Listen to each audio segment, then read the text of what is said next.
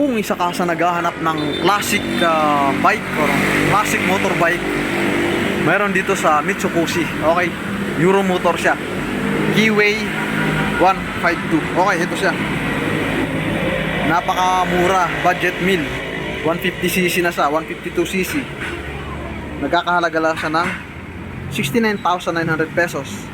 Ang pinaka down payment niya 5,000. Okay, may mga terms siya dyan. Ayan, kukuhain mo siya ng 3 years.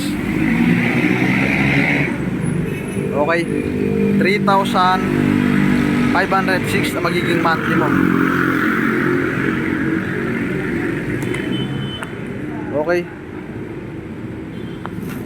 sa 2 years ayan naman nakalagay 4,564. Okay, murang-mura.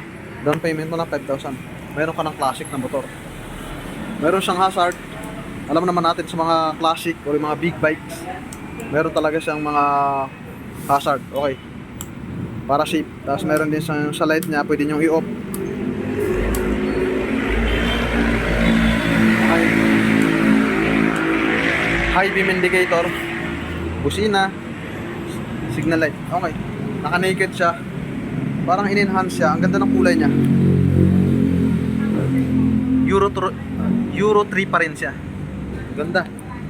Dual shock sa likod na may baso. Alam ko dahil classic siya, naka-valve type pa rin ang kanyang mga lights. Tail light and yung headlight niya. Siyempre bagay naman talaga sa kanya kapag naka-valve type siya. Okay. Tapos ang maganda pa dito mga ka-best mo to, mga kaibigan, rounded ang kanyang headlight. Tapos naka-rounded din ang kanyang instrument panel. Kaya naging classic talaga ang dating niya, diba? Sobrang nakaka-attract. Pagka meron ka nito, siguradong head turner to. Ayan, ang ganda oh. Malaki rin ang kanyang engine. Keyway. Isa sa sikat na 152cc ni Keyway na classic. Itong copy racer. Okay, copy racer. Okay, naka-carburetor pa siya. Carburetor type siya. Classic. Napakaganda nito. Disc brake sa unahan, sa likod naka-drum brake.